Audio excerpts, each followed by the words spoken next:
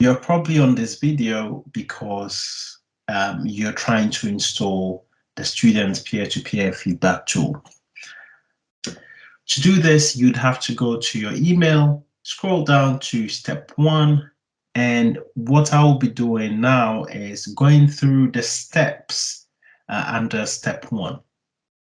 So the first step under step 1 is click on this link and press duplicate. So I'm going to click on the link, which should be in your email.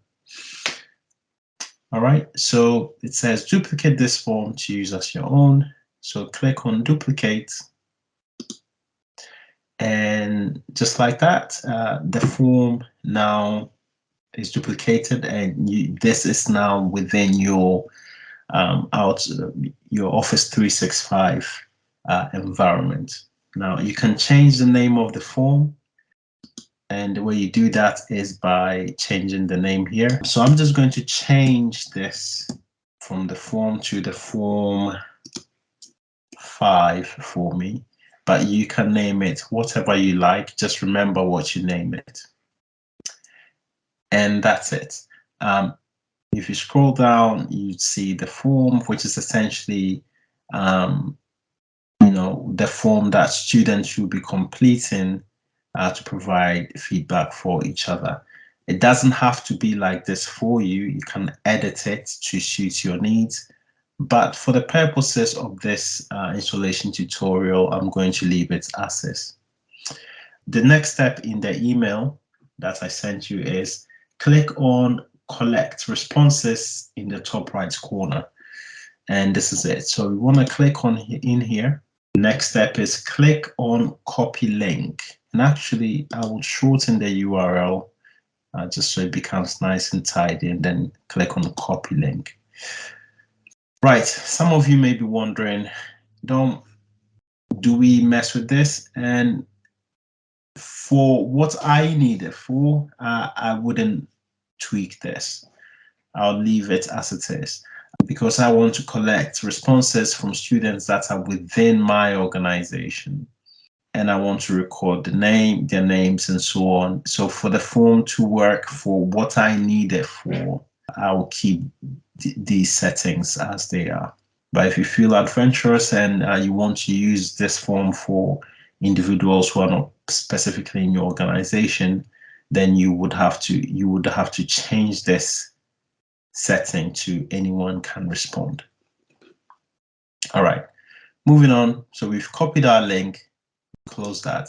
And now I'm going to paste the link that I've just copied into a Word document.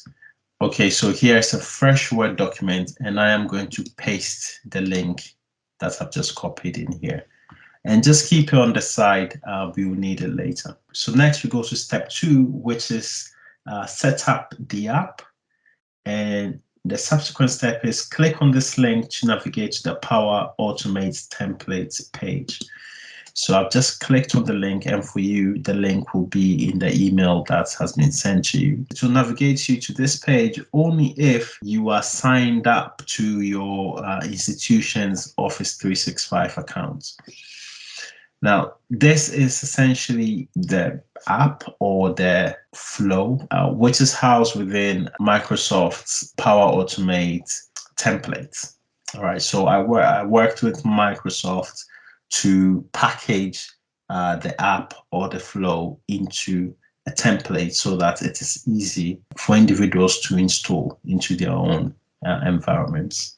Okay, so according to the steps in your emails, it says scroll down to the bottom of the page and select continue. So just scroll down and select continue. Depending on what institution you are in, this bit may not be set up for you. And what I mean is you should see your email address here. Okay, so for me, I have my email address here already set up for me, and you should see something similar, but just with your email address. If you can't see your email address here, then you just have to click on these 3 dots, and you should see your email address here.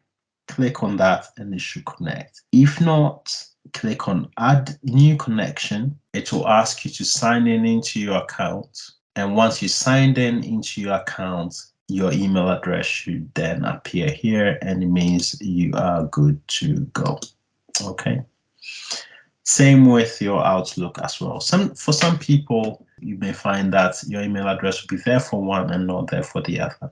Just follow the instructions I've just laid out and you should be okay. Okay, moving on, just click continue, and voila, this is the back door of the app or the flow. Here is the name of the flow, Students Peer-to-Peer Feedback Tool. I wasn't very adventurous with the name, but you know, you can change that to whatever you like.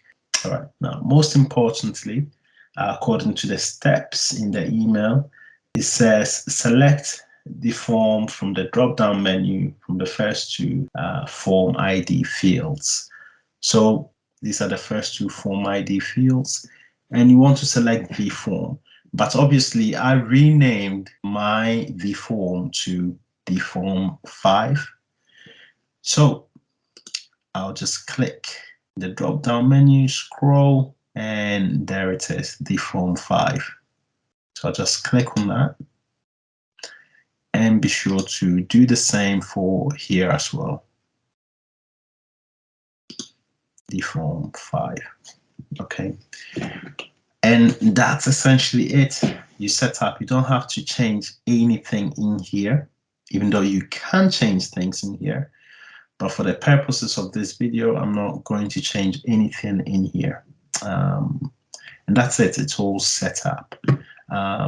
What you need to do now is just click save, and yeah, there you go. Your flow is ready to go.